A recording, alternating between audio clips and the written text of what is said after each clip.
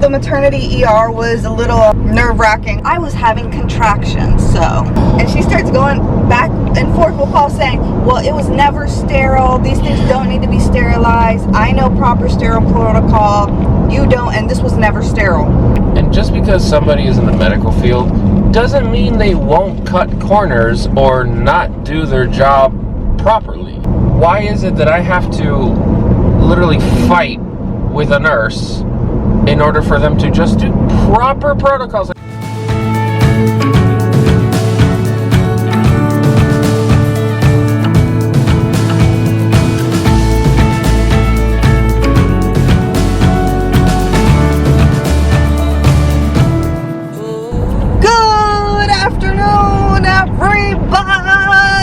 I know, right? You're like, oh my gosh, Denise, you're looking fabulous. This whole entire week, I have been resting in bed, not doing a thing. Good.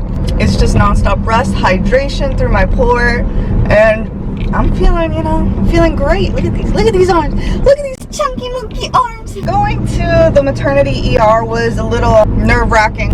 I was so uncomfortable and so much pain. I had to get checked out, honestly. Some of you guys think I love going to the hospital. No, I fight it so badly. Yeah, I had to be like, babe, we're going. No, I can't. Babe, get in the damn car. Yeah, it was a struggle, and I will not lie, it was a mental struggle afterwards, because then I felt like I wasn't doing enough. I just wasn't already being a good enough mom, and it kind of got me a little down. Now I'm back at it, having delicious, This is a snack, not lunch. Yeah, snack, honestly, like a miniature snack, because pregnancy snacks are like nothing for me. And I'm eating pistachios. I love them, they're great for the baby. Now I don't know how my dentist is going to feel checking my mouth and seeing all the pistachio leftovers. So going to the maternity ER, real quick, I want to say we did get a comment that was a little concerning, so I feel like I have to address it. Guys, there are things such as maternity ERs. Paul saw the comment and he was like, what one person said, there's no such thing as a maternity ER, it's just a regular emergency room. And maybe where that person lives or the hospitals that person is near, that doesn't exist, but in the hospitals that we have gone to, they have the regular emergency department, which is for general issues and everything. Now, if you're having a baby-related issue, you go to a special place, which is a triage emergency department, which they don't have like 15 rooms. They may have like 4, maybe, you know what I mean? But that is technically the maternity ER, where instantly the doctor that is taking care of you is instantly an OB. Because when you go to the regular ER, it's the attending physician, and then they have to call the OB office to have a consult come down and see you there. And that takes more time, and that's like, hey, I'm having, some issue with my neck, and I want to check out the baby. Sure, the OB will come by. But if the primary reason is something with baby, it's a maternity ER department. Now guys, not anybody can just go into a maternity ER. You have to be over 20 weeks, and that's what we've been told by 3 separate hospitals. Food for thought. Now, there was a little bit of, how do I explain this? Frustration when we did go in. Paul's space, he's like, oh my gosh. Now, a lot of people think we are mean, we talk trash, but this is all educational purposes, guys. We're letting you know this isn't okay to deal with, and it is okay to stand your ground. So let's talk about what happened. So real quick, I was about to start, and then Paul's like, no, let me, I need to do this. Quick recap, this is my therapy session, okay? I gotta vent. So we get into the hospital, and they go up to the emergency labor delivery and maternity ER department. Completely sealed off with security, everything. So we get to registration, we register. From there they tell us, okay, you're in triage room number 5, whatever it is. And so we get there, and instantly the nurse comes in and she goes, hey, my name is so-and-so, I'm going to be the one taking care of you. What's going on? Is that the other? Okay, great. She was nice, no big deal. So this nurse comes in, super sweet, and I tell her my issues. I can't walk, I'm having a sharp pain, lower abdomen, baby possibly. Like, I am nervous, I'm worried. She just looks at me and she's like, yeah, that's something we don't handle here. It doesn't sound like an OB issue, so you're gonna just have to leave the maternity ER. Mind you, we did give her our list of medications, of, you know, chronic health issues and diagnoses and everything. And when she looked at it, her eyes just kind of got bigger, and she's just like blankly staring at it. So she seemed intimidated for sure. Now the issue that I had was that she was very pushy, that she just didn't want us there and that we shouldn't be there. And in my mind, I'm just like, can we see the doctor actually and discuss it with, you know, the OB first, but before you just say leave? And she kind of gave pushback, and I was just like, what? Well, I was so frustrated. I was just like, look, I would love to speak to a doctor. You know, I want to hear it from them. She was already irritated. She's like, fine, as if we weren't taking her advice. Now, once again, we weren't. A lot of people think we come off rude, demanding. We're very professional. We're very sweet when we're talking, but I was just like, can I please see a doctor? At this point, it was somewhat begging. I was like, please, I would love to see an OB. It would make me feel comfortable, make me feel more secure, make me feel like the baby's okay. Mind you, later in the maternity ER, I was having contractions, So at this point, the nurse has already given us some kickback, and we're trying to, you know, remain professional and not go full force complaining like, hey, this is, you know, what we're trying to accomplish. Perfect. Finally, the doctor comes in. Amazing bedside manners. Absolutely one of the nicest doctors we've ever had to deal with. The sweetest OB ever. Like, genuinely. What happened was that the doctor came in, ordered some blood work, and then an ultrasound, and this, that, the other, and a couple things. Perfect. No big deal. Now, Janice has report accessed. They asked us, hey, is it okay if we stick you, or do you want us to try through the port? So we asked, hey, if you can do it through the port, that's the easiest. That's the way how we always do it. You just need the doctor's permission. While we're saying this to her, you know, she's letting us know. She made it seem like she was knowledgeable on ports, that she's been doing this for 10 years, and she got this. Yes. And that makes me nervous whenever a nurse does say that. Now, the thing is that she then started reiterating that she is not port certified. None of them in that department is port certified. So they need to bring somebody from the different department who is port certified to come and draw the blood out, because they don't know how to do it through a port. So that shows me you don't know anything about ports. And that's fine. I get it. Like, you may not see ports very often, or if at all, in a maternity, labor, and delivery area.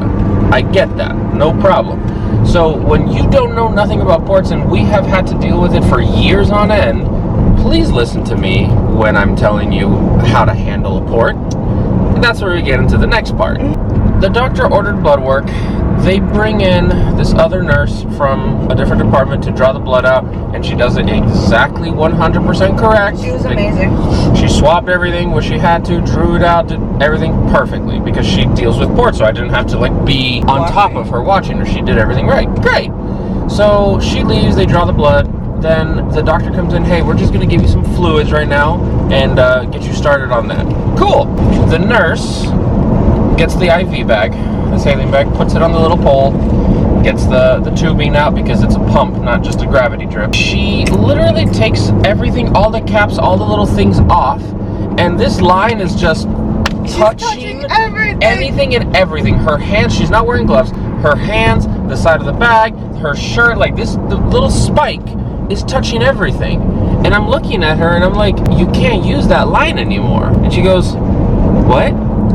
And I'm like, that spike has touched everything. It touched your hands, it touched this. You can't use it anymore. Why not? And I was like, because it's not clean and sterile. And she just looks at me. And she starts going back and forth with Paul, saying, well, it was never sterile. These things don't need to be sterilized. I know proper sterile protocol. You don't, and this was never sterile. And Paul was at this point like very concerned. He was like, I was like, if you've been doing this for 15 years and you do not realize that something coming out of a sealed package that is for an IV, that spike should not touch anything, okay? It may not be sterile for surgery, but it's clean and sterilized to be used as in IVs. Like, what the hell is wrong with this woman? She literally was touching everything. So Paul nicely, like, asked nicely, hey, just for, you know, safety and our comfort, can you just get us a new line. Yeah. She was very mad about that. Oh, she got pissed. She's just like, really?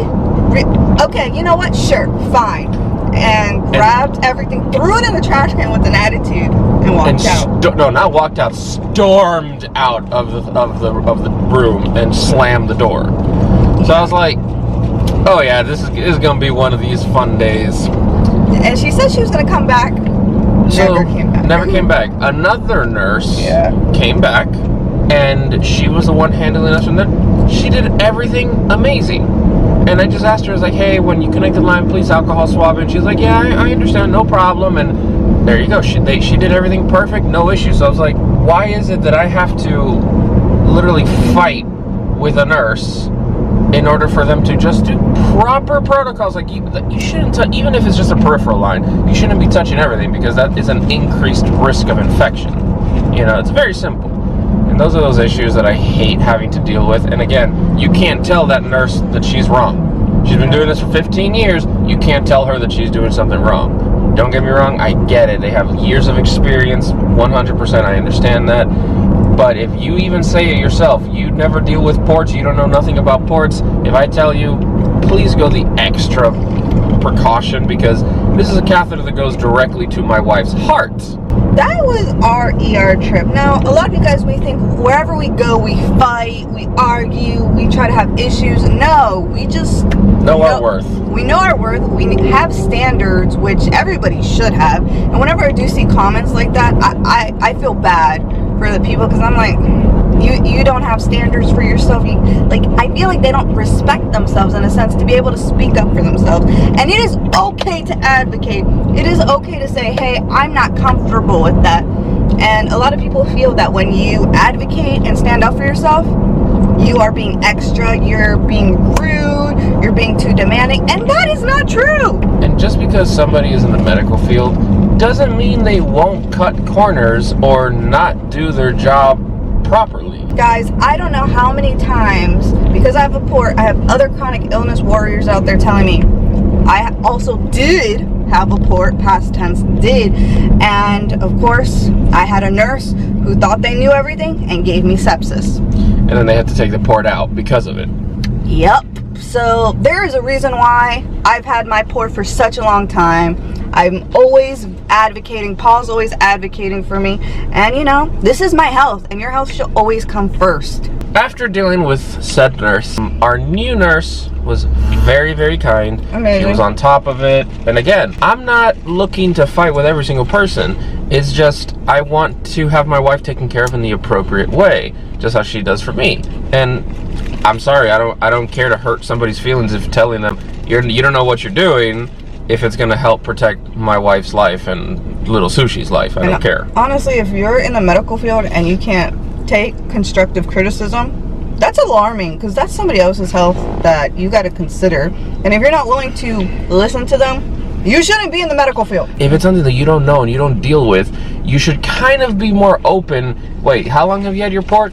4 years and no infections, no issues? Okay, you probably know how to handle it more than I do, because I've never had to deal with it. So anyways. And we've had nurses say that to us. They're like, oh, you've had it that long? Okay, you tell us exactly what you need, how you would like it to be handled.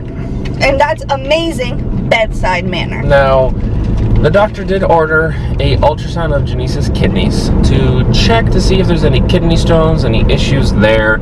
And something did show up on the side that was giving her pain. The confusing part about it is that between the OB, the radiologist, they could not really decipher definitively 100% what it was. But they're like 95% sure it's a very small kidney stone, because they said it could be a kidney stone or it could be a piece of fat, but they're like, we're leaning more towards kidney stone. It's super, super small, and the only course of action is lots of fluids, lots of hydration until it goes away.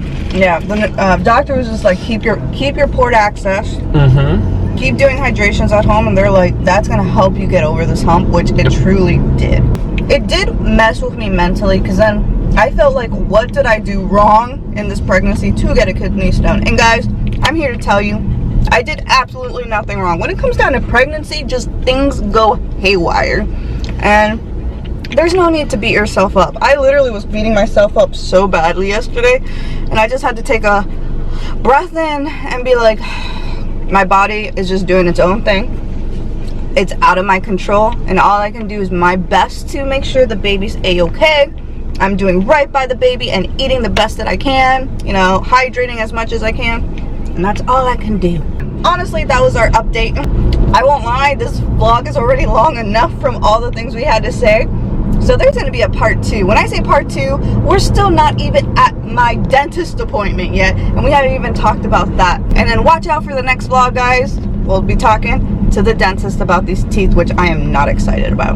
Do not forget to like, share, and subscribe. It truly helps us. We definitely want to keep spreading awareness and tell people when it comes down to the medical field, it is okay to know your worth. It is okay to advocate. Don't let anybody tell you otherwise. Guys, do not forget to check in the description below. You will find links to both Orion's Instagram so you can see his service dog journey from when he was a wee little pup, as well as our Patreon. Patreon is an exclusive platform that gives you behind the scenes content on us, the Raw Life family, and we even offer one-on-one Skype sessions. If that is something you guys are interested in, check the links in the description below. We're still deciding when we are going to do this baby shower live. Do not get us wrong, guys. We are doing it. And do not worry, guys. We still haven't opened all these gifts because I've seen your comments. A lot of you guys are like, please, we want to do this baby shower live. We want to see you guys open these gifts and see your expressions. See what you guys think, how you feel. And we definitely want to deliver on that. We definitely want to make it on a Sunday, but we just don't know if it's going to be this month or next month. Our weeks are a little bit busy preparing for this baby. But do not forget to check out our baby shower registry. Anything and everything helps. You have no idea. We still have so much to prepare for, and do not worry, guys. There will be a nursery vlog showing you guys how I have decorated the nursery. You're gonna love it. All our hard work, and honestly, it turned out really nice. It did. Alrighty, guys, so wait till the next vlog so you guys can see how our adventure at the dentist went. What good and or bad news I got. So for now, guys, adieu and goodbye.